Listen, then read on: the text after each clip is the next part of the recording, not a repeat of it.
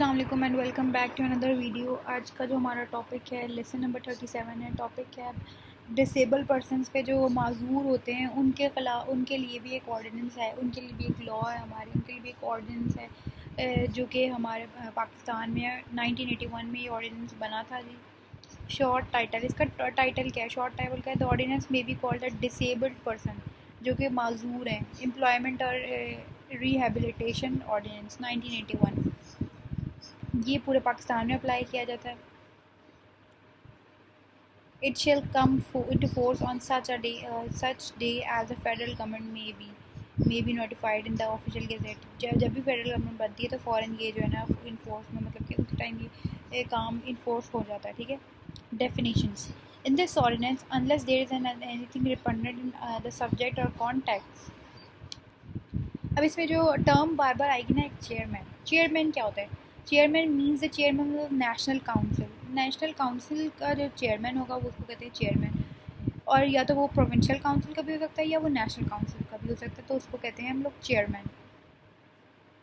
Commercial establishment and industrial establishment shall have the same meaning as in the West Pakistan Industrial and Commercial Employment Standing Ordinance।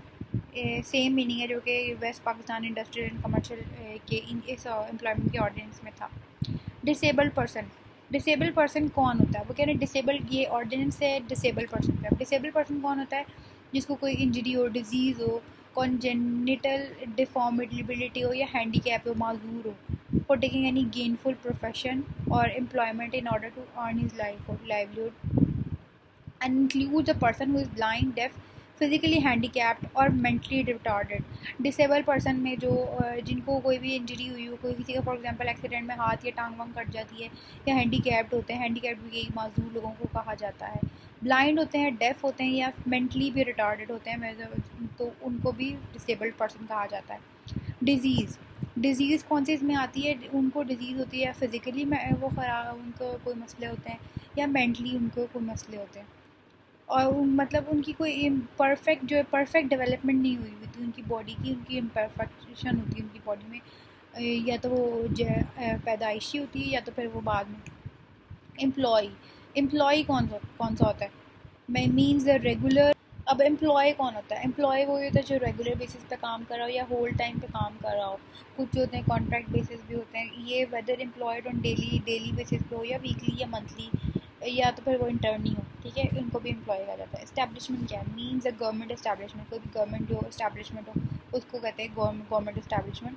A commercial establishment or any industrial establishment in which the number of workers employed at any time during a year is not less than 100। जिसमें जो है ना establishment वो होती है, या तो government establishment होती है, या तो इंडस्ट्रियल एस्टैब्लिशमेंट होती है, या तो कमर्शियल एस्टैब्लिशमेंट वो होती है जहाँ पे जो वर्कर्स हैं वो 100 से कम ना हो, वो एस्टैब्लिशमेंट होती है। अगर 100 से मतलब कि 100 से ज़्यादा हो।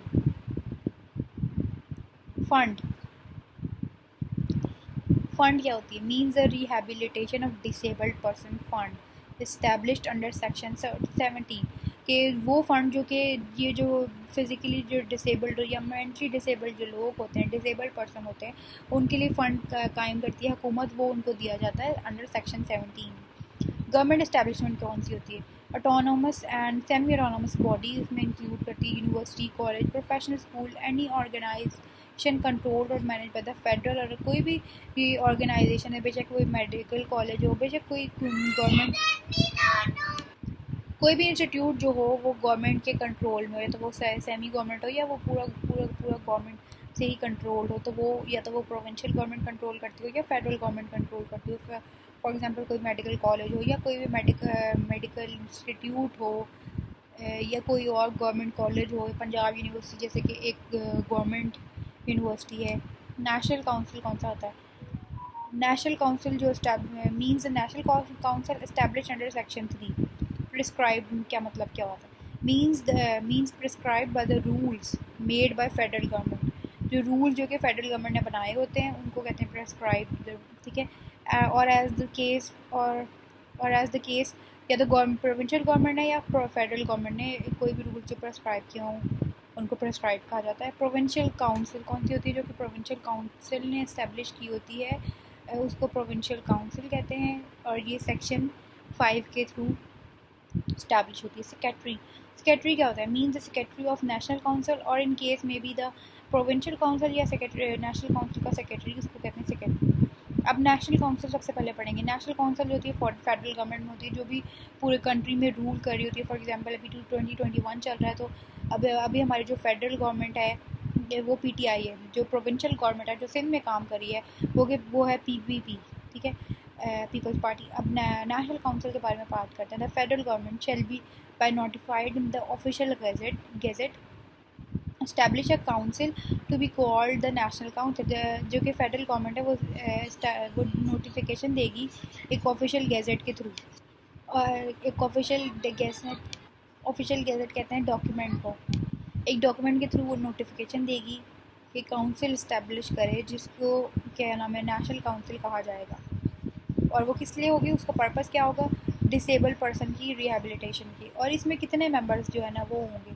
एक सेक्रेटरी होगा, ministry of health and social worker जो कि चेयरमैन भी होगा, ठीक है, एक तो ये हो गया। 1 रिप्रेजेंटेटिव 3 आर्म फोर्सेस हमारी कौन सी है? नेवी है, लैंड की है एक, और एक एयर की है, ठीक है। इन तीनों की जो आर्म फोर्सेस हैं उनमें से एक रिप्रेजेंटेटिव होगा। फिर एक रिप्रेजेंटेटिव मैन पावर डिवीजन में से होगा, एक लेबर डिवीजन में से होगा, एक हेल्थ डिवीजन में से, एक एजुकेशन डिवीजन में से, एक कम्युनिकेशन डिवीजन में से, ministry of water and power में से, ministry of petroleum and natural resources में से, एक इंडस्ट्रीज डिवीजन में से, प्लानिंग डिवीजन में से, एक nominee of the administrator general ज़कात में से। फिर 4 persons to be nominated by the federal government. इनमें से 4 जो लोग हैं ना वो नॉमिनेट किए जाएंगे फेडरल गवर्नमेंट की तरफ से, जो कि वेलफेयर जो कि डिसेबल्ड पर्सन है उनकी वेलफेयर के लिए काम करेगा। 1 representative of the national council of social welfare, एक रिप्रेजेंटेटिव होगा नेशनल काउंसिल का सोशल वेलफेयर के लिए, और एक रिप्रेजेंटेटिव होगा जो कि रजिस्टर्ड ट्रेड यूनियन होगी, जिसकी to be nominated by the labour division, जो कि लेबर डिवीजन से नॉमिनेट होगा। The deputy secretary health and social welfare division dealing with the social welfare who shall also be the secretary and the national council. ये सब deputy secretary health and social welfare division जो होती है ना वो कि social welfare से deal करेगा, और उसको सेक्रेटरी ऑफ नेशनल काउंसिल भी होगा वो। अब फंक्शंस क्या होते हैं नेशनल काउंसिल के? अब नेशनल काउंसिल जो है ना वो एक पॉलिसी बनाती है, किसके लिए? जो कि डिसेबल्ड लोग होते हैं, एक पॉलिसी बनाती है किसके लिए? एक जो कि डिसेबल्ड लोग होते हैं उनकी एम्प्लॉयमेंट के लिए। अब जो डिसेबल्ड लोगों का भी तो कोटा होता है कि वो उन लोगों को भी तो जॉब करनी होती है किसी तरह, अगर वो कर सकते हैं थोड़ी बहुत जॉब बैठ के या कुछ भी, तो उनके लिए जो एम्प्लॉयमेंट होती है या रिहेबिलिटेशन सेंटर्स होते हैं और उनकी वेलफेयर के लिए काम होता है। वेलफेयर आ गया, evaluate, assess and coordinate the execution of. और फिर उस जो वो पॉलिसी बनाते हैं वो देखते हैं कि ये जो पॉलिसी हमने बनाई है इसकी एग्जीक्यूशन हो रही है, प्रोविंशियल काउंसिल इसको एग्जीक्यूट कर रहे हैं कि नहीं कर रहे। Has overall responsibility for the achievement, और उनकी पूरी रिस्पॉन्सिबिलिटी होती है कि अपने मकसद को अचीव कर सके। उनका मकसद क्या होता है? डिसेबल्ड लोगों की वेलफेयर का मकसद होता है उनका। Without prejudice to the generality of the provisions of subsection 1, the policy may relate to the survey of the disabled person। वो एक सर्वे निकालते हैं पूरे कंट्री में से डिसेबल्ड पर्सन के, जो कि डिज़ायरेबल भी हैं उन अमाउंट के या रिहेबिलिटेशन के, ये जो कि उनको ज़रूरत होती है, डिज़ायरस करते हैं। द मेडिकल एग्जामिनेशन, और उनकी मेडिकल एग्जामिनेशन के उनको हेल्प करते हैं या ट्रीटमेंट करते हैं डिसेबल्ड पर्सन की, ट्रेनिंग देते हैं डिसेबल्ड पर्सन को, और जो भी ज़रूरी इक़दाम होता है जो कि उनको इस पर्पस के लिए सर्व करेगा वो सारे ज़रूरी इक़दाम करते हैं। आगे आता है प्रोविंशियल काउंसिल। अब प्रोविंशियल गवर्नमेंट काउंसिल कौन सी होती है? जो भी प्रोविंशियल गवर्नमेंट जो है ना एक वो भी एक ऑफिशियल गेजेट देती है, एक डॉक्यूमेंट के थ्रू नोटिफिकेशन देती है एक काउंसिल को, जो कि प्रोविंशियल काउंसिल जिसको कहेंगे, ठीक है, जो कि वो क्या देती है?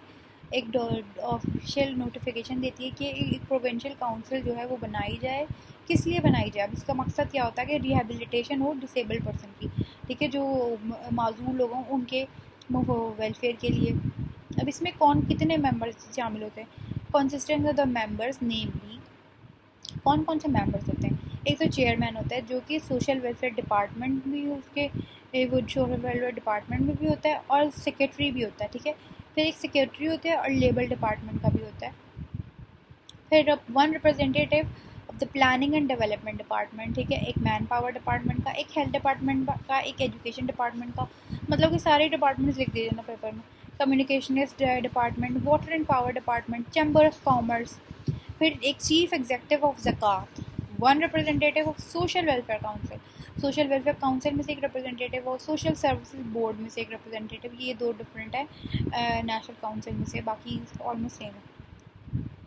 One representative of the registered trade union, उसमें हमने 4 पढ़े थे, इसमें हम लोगों ने वन रिप्रेजेंटेटिव पढ़ा है ट्रेड यूनियन का, to be nominated by the labour department. उसमें नेशनल में 4 थे, इसमें 1 है।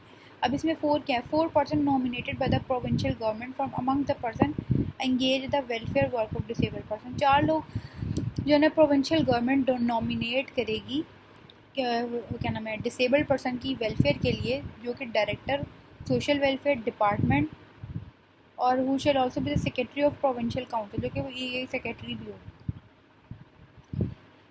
इनमें से 4 लोग जो है ना वो निकालेगी इस तो सोशल वेलफेयर में से, डायरेक्टर में से, और इन सब में से।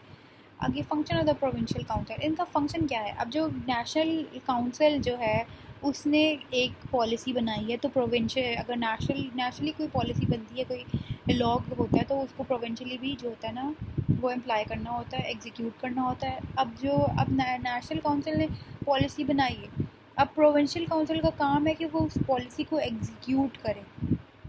किस लिए? Welfare of disabled person, disabled person की फलाह बहबूद के लिए। अंडरटेक और अप्रोप्रिएट प्रोजेक्ट्स बनाए इस पर्पस के लिए, इस पर्पस को सर्व करने के लिए, किसी तरह डिसेबल्ड पर्सन की जो है ना उनको मदद हो सके, वो अपने लिए कमा सकें, अगर कमा सकते हो, इतनी उनके अंदर सकत हो, मतलब। Issue direction to the employment exchanges, और वो एम्प्लॉयमेंट एक्सचेंजेस जहाँ पे एम्प्लॉयमेंट कहते हैं जॉब्स, जहाँ पे एम्प्लॉयज़ निकला है, जहाँ जो इंडिविजुअल वहाँ पे काम कर रहा होता है, एम्प्लॉयमेंट कहते हैं जॉब्स को। तो जहाँ पे जो भी होता है ना, एक कोटा होता है जो कि डिसेबल्ड पर्सन का होता है, और इंस्टीट्यूट्स में भी होता है ऐसे। From time to time take stock of the extent of the functional disabilities होता है, डिसेबल्ड पर्सन की जो टाइम टू टाइम उसको देखेंगे क्या उसमें disabilities. Meeting of the council, अब जब मीटिंग है ना काउंसिल की, नेशनल काउंसिल और प्रोविंशियल काउंसिल की, वो किसी भी टाइम किस टाइम या किसी भी जगह पे ना चेयरमैन के ऑर्डर पे जो है ना मीटिंग होती है। Meeting of the national council और provincial council shall be conducted in accordance procedure के थ्रू होती है, जो एज प्रिस्क्राइब, जैसे हमने प्रिस्क्राइब ऊपर भी पढ़ा था, रूल्स को कहते हैं। लेकिन इधर कह रहे हैं कि प्रोसीजर जो भी प्रिस्क्राइब रूल्स एंड प्रोसीजर्स है ना, उसके तहत ही नेशनल काउंसिल और प्रोविंशियल काउंसिल की जो है ना मीटिंग होगी, और जो उसको चेयरमैन ही डायरेक्ट करेगा, ठीक है। The powers and the function the chairman shall in his absence be exercise. अच्छा, अगर फर्स्ट करें चेयरमैन नहीं है फ़िलहाल, कहीं गया हुआ है या फ़िलहाल नहीं है, तो उसकी जगह जो है ना कौन परफॉर्म करेगा ड्यूटीज़? अब एक जगह खाली तो नहीं ना छोड़ सकते, तो नेशनल काउंसिल के मेंबर्स या प्रोविंशियल काउंसिल के मेंबर्स में से कोई अपॉइंट होगा एज अ चेयरमैन, और वो ड्यूटीज़ जो है ना वो देगा, सरंजाम देगा। The quorum to constitute and meeting of national council और प्रोविंशियल काउंसिल शेल बी 4 होनी चाहिए meeting. All orders and decision of the national council और provincial council shall be authenticated. जो भी मीटिंग होती है ना नेशनल काउंसिल या प्रोविंशियल काउंसिल पे, वो उन चेयरमैन के सिग्नेचर के साथ ही ऑथेंटिकेट होगी। अगर उसका सिग्नेचर नहीं होगा तो कुछ नहीं हो सकता। जो भी डिसीजन लिए जाते हैं, ये ऑर्डर लिए जाते हैं, जब वो जब तक एम्प्लॉय नहीं हो सकते, तब तक उनको ऑथेंटिकेट या अथोराइज़ नहीं कर सकते जब तक कि सिग्नेचर ना हो चेयरमैन की। तो ये था आज का लेक्चर हमारा, ये बहुत लंबे लंबे लेक्चर हैं, उम्मीद है आपको पसंद आया हो। मिलते हैं नेक्स्ट लेक्चर में, तब तक के लिए टेक केयर, अल्लाह हाफ़िज़, और मेरा चैनल ज़रूर सब्सक्राइब कीजिएगा। Thank you.